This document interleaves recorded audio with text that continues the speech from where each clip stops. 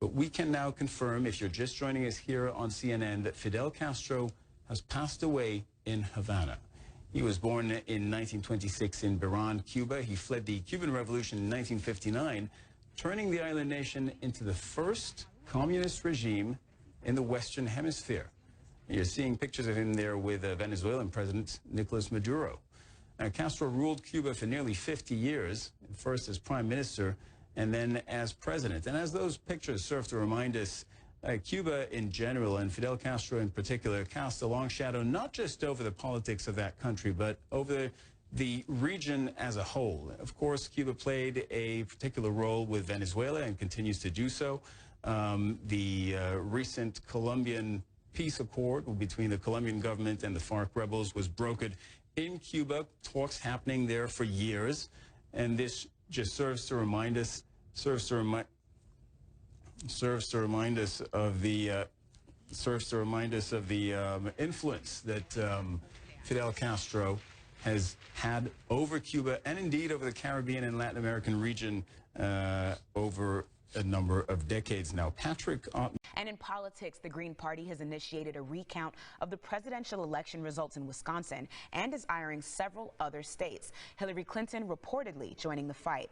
Hillary Clinton's campaign team announced Saturday it will participate in the recount in Wisconsin. Jill Stein's party has raised almost $6 million for the count. President-elect Donald Trump responded to the news, saying in a statement, quote, "This is a scam for an election that has already been conceded, and the results of this election should be respected instead of being challenged and abused."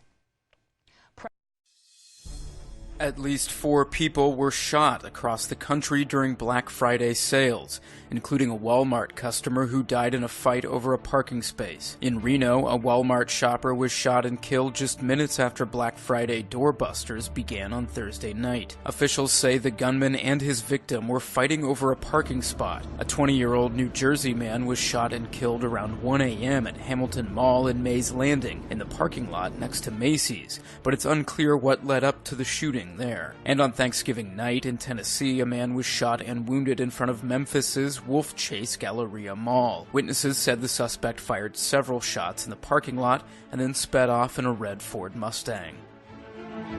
CNN's Paula Hancock is joining us now. She's there in the crowd somewhere from Seoul. Paula, tell us about this continued uprising and how many people are demanding she has to go.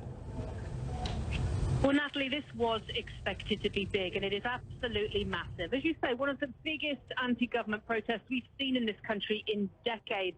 Now, police at this point are estimating there may be around 200,000 people here. Organizers say that it is going to be closer to 1 million. So somewhere in the middle of those two figures, you would assume. The place is packed here in downtown Seoul. There are people of all ages. You have families, you have children, you have a remarkably large amount of high school students and university students, and then, of course, going all the way up to the elderly. So all ages, but just one simple message: down with Park. This is the that we've been hearing. They want President Park Geun-hye to resign. Now, of course, this is because of that scandal, the fact that she allegedly gave classified documents to a close confidant of hers, who then allegedly benefited from that. She's currently been arrested and charged with fraud and abuse of power. And President Park Geun-hye, despite having apologized twice to the nation, is under fire here. There are a lot of people calling for her to step down, many of them telling me they're not going to stop protesting until she resigns. Almost 1 week since Melbourne was lashed with wild weather, triggering a thunderstorm asthma outbreak, Monday's storm has claimed another life. Very sadly, we had another death overnight. That would take the death toll to 6. The latest victim was an intensive care patient in an Eastern Health hospital. Age and gender are not known.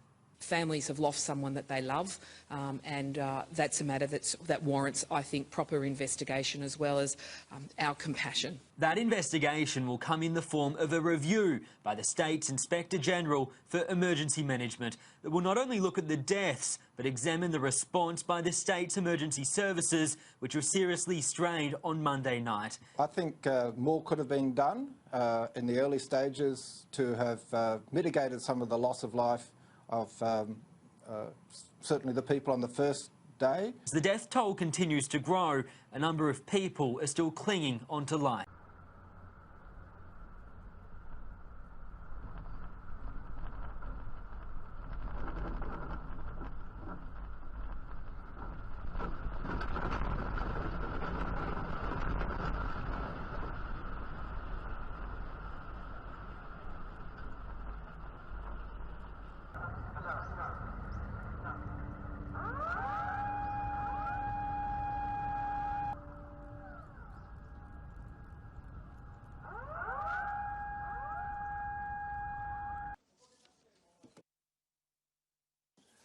宮城県多賀城市砂押川の午前8時50分ごろ。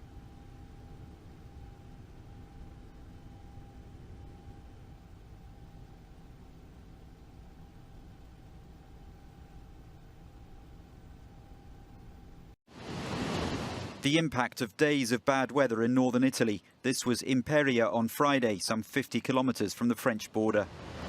An elderly fisherman died in the surrounding Liguria region. At least 2 others are missing in northern Italy, another in Sicily.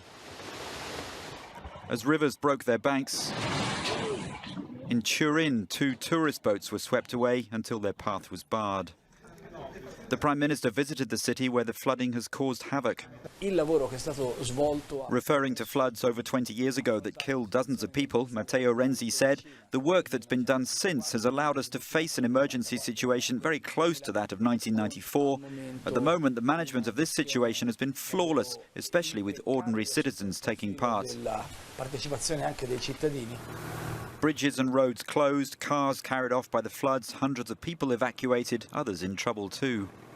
2 regions in northern Italy have been on red alert over flooding since Thursday. A state of natural disaster has been declared, paving the way for national funds and resources to be deployed. Is the Arctic akin to a new Africa? Even as global warming causes the polar ice caps to melt, disrupting polar bears' natural habitat and accelerating the sea level rise, governments and the private sector see a land of new opportunities. Iceland's president says the melting Arctic is like discovering a new Africa, pointing to its rich resources. Miners can harvest rare metals and minerals, oil and gas, as well as renewable energy sources such as geothermal and wind power from the region. The melting even opens up new passages, which makes developing the Arctic easier, benefiting the shipping industry. The bottom line, investors are taking advantage of the impact of climate change.